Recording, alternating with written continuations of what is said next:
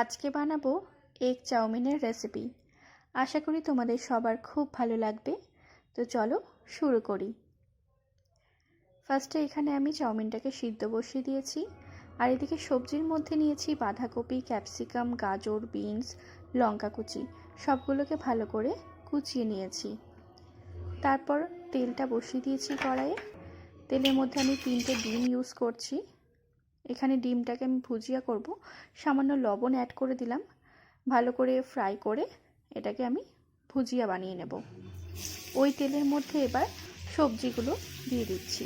সবজিগুলো ভালো করে ভেজে নিতে হবে।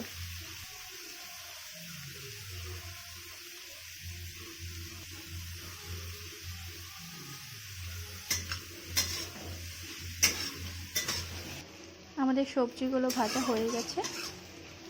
এবার এটার মধ্যে আমি সিদ্ধ করে রাখা চাউমিনটা দিয়ে দিচ্ছি।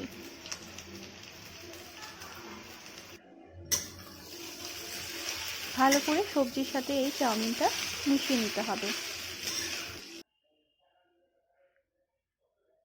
এরপর দিয়ে দিচ্ছি মিক্সচার মশলা, শুকনো লঙ্কা গুঁড়ো, পারলে 2 চামচ দিয়ে ভালো করে মিশিয়ে নিতে হবে। আমার 1 চামচ দিয়ে খুব অসুবিধা হচ্ছিল, তাই আমি এখানে 2 চামচ ইউজ করে মিশিয়ে নিচ্ছি। তারপর দিয়ে দিলাম লবণ আর ভেজে রাখা ডিমের ভুজিয়া আর সয়া সস। এখানে লবণটা একটু আন্দাজ করে দিতে হবে, কারণ সয়া সসে কিন্তু লবণ থাকে। ঠিক আছে, আবারও আমি 2 চামচ দিয়ে মিক্সড করে নিচ্ছি।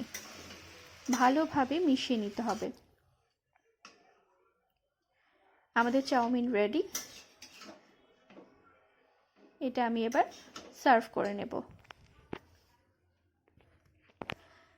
বিকেলের নাস্তা হিসেবে চাউমিনটা কিন্তু মন্দ লাগে না। অবশ্যই ট্রাই করো। টাটা।